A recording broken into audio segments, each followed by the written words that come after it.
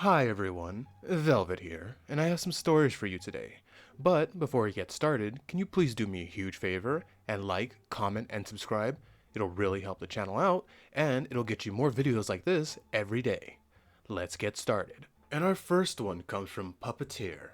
Am I the beehole for ignoring a crying baby with its mother present in a restaurant and continuing to enjoy my dessert? A few days back, I was out for dinner with two friends. Anne is pregnant and currently 17 weeks. Kim is married for 3 years and currently desperately trying to get pregnant. Because Anne is pregnant, Kim cannot stand the idea of not being pregnant yet. And that's all she can think or talk about, though it doesn't interest me as much. As someone who doesn't plan on ever having children, I happen to have developed a good tolerance for pregnancy/child related topics because all my friends are either pregnant or parents. During dinner, they spoke only about pregnancies and childbirth, where I was hoping to catch up on other topics. I couldn't even get them to talk about anything else, despite politely and subtlety trying to change the topic several times. But I understand that these topics interest them more right now. I very politely continued the conversation where I could, otherwise I let them talk as they pleased. A baby started crying in our vicinity, and kept crying for a while even though the mother tried to calm it down. It didn't seem hurt in any way. It seemed to be a normal cry for a baby.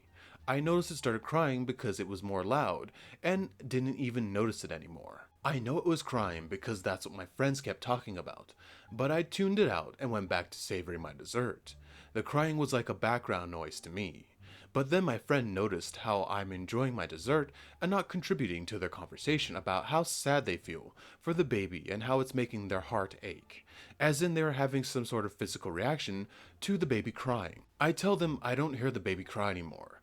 They asked if I had a hearing issue, so I explained how it was like background noise to me after the first 10 seconds. Both of them looked at me in horror and pity. Kim told me that it's good that I don't plan on having children because I'm heartless and that my baby would be unlucky to be my baby.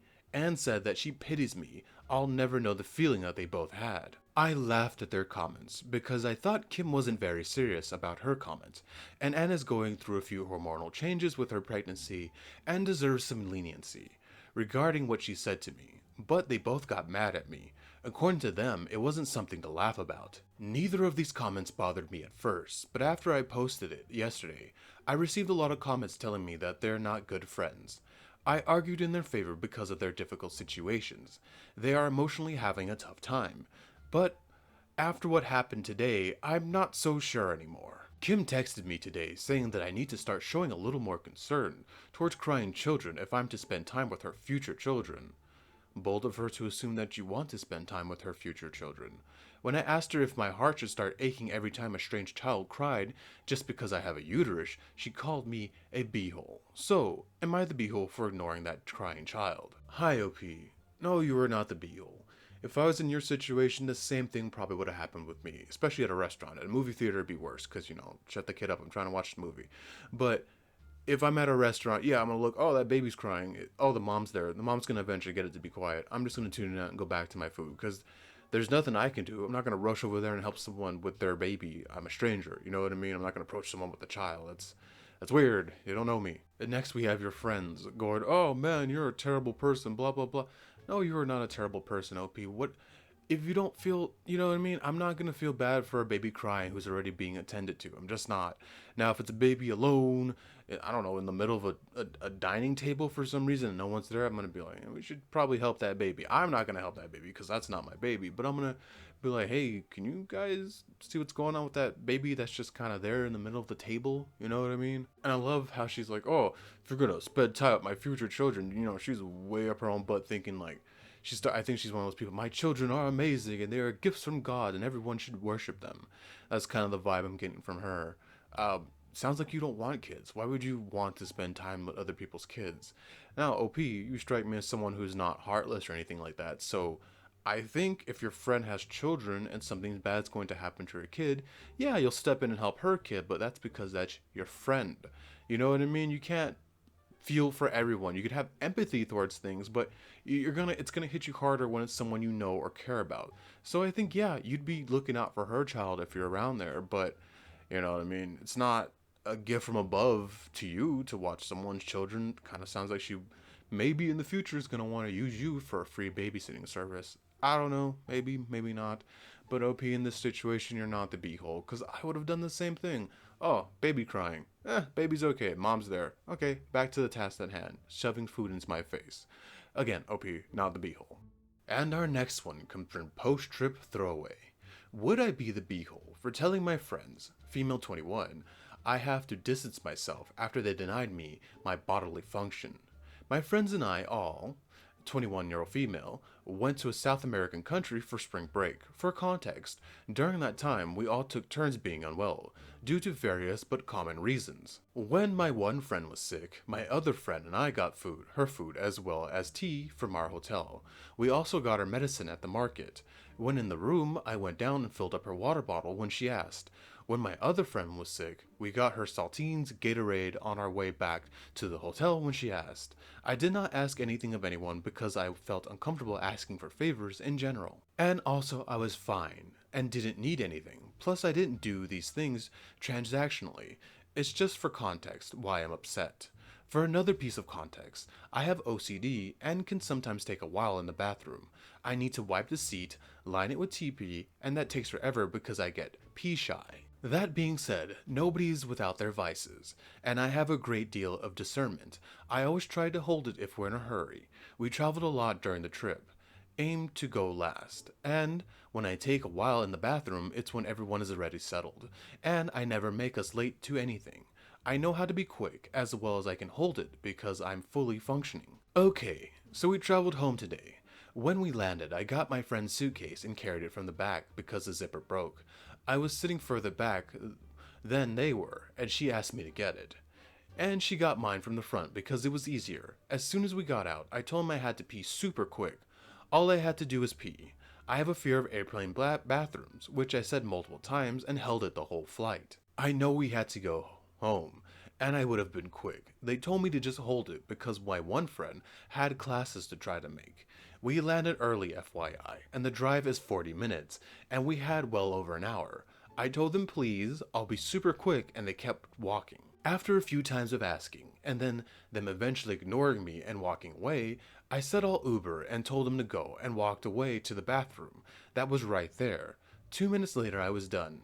In that time she fixed her zipper where she would have otherwise had to carry her suitcase out of the airport and to her car. On the way back, I didn't speak to them and read my book.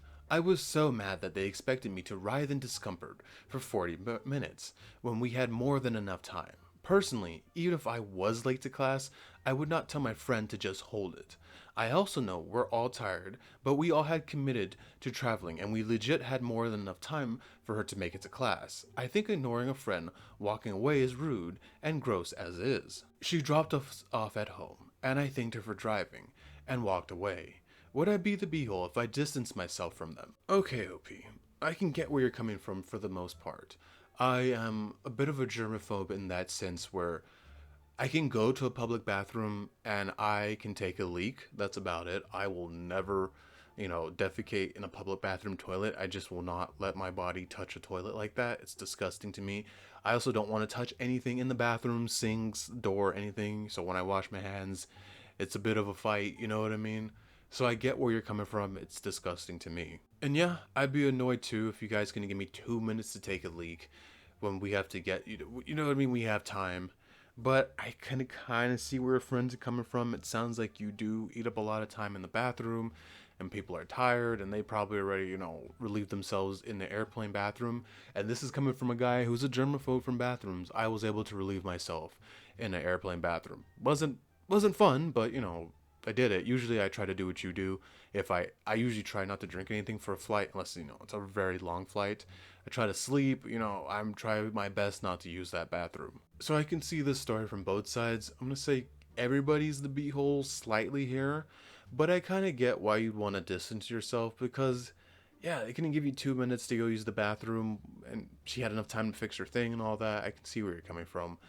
And they expect you to sit there for 40 minutes holding it. That's not fun, and I don't think that's good for you either. But I don't think I distance myself just for that. It feels like one of those things where you just kind of got to get over it, and you still got to pee. Seems like you know how to handle that situation. Just go do your thing.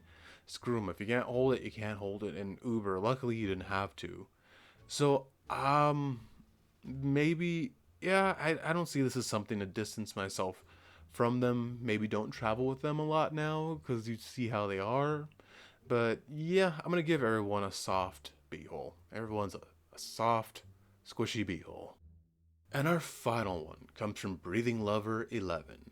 Am I the beehole for asking my father-in-law for the money I lent them back? I, a 24-year-old male, lent some money to my father-in-law, a 52-year-old male, some money a while ago. It was a hefty amount of money, at least for me, around 10K. Don't worry, that's a lot for me too. My fiance was raised very humbly. She was from a rural town here in the States. Her father, who currently works as a carpenter, isn't doing great financially and has been struggling for a while. Her youngest sister, a 19-year-old female, got a partial scholarship to school, a very good college, so her dad asked me for the money in order to cover some expenses not included in the scholarship, as well as some other stuff that I personally did not inquire much about. This was around a year ago.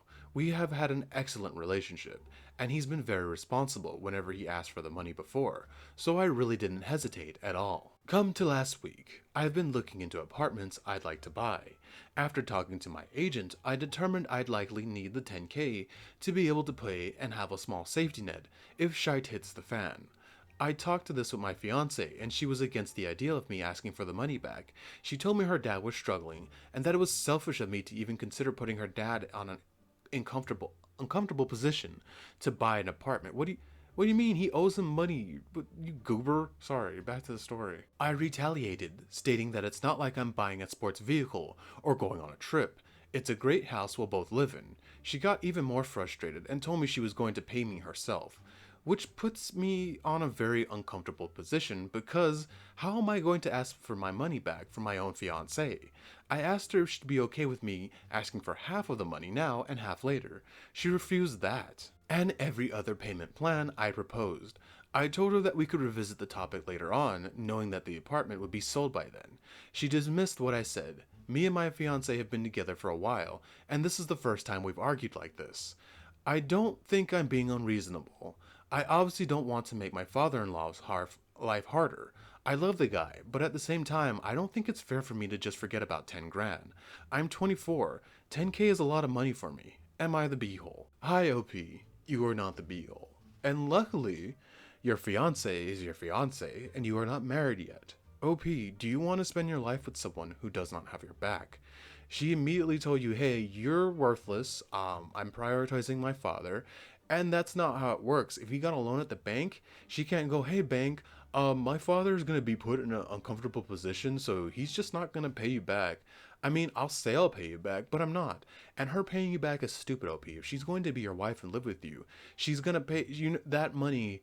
Even if you keep the money separate, that money is still going to the same household, OP.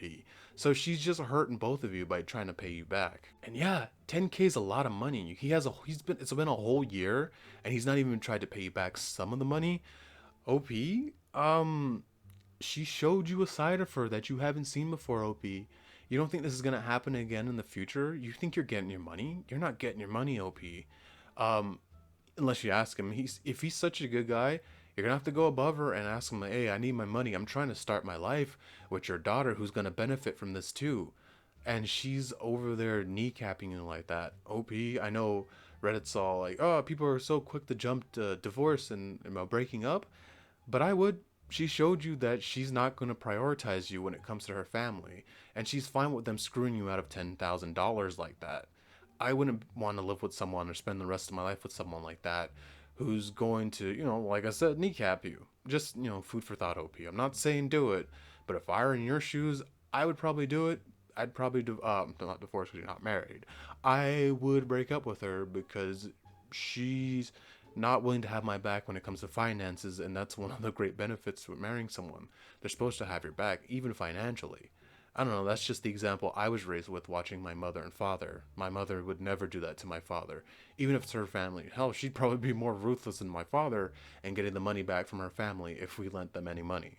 So, OP, you are not the beehole, but think about it, OP. Just think about it. Thank you so much for staying with me to the end of this video. Can you please do what I said in the beginning and like, comment, and subscribe. It will really help the channel out, and it'll get you more videos like this every day.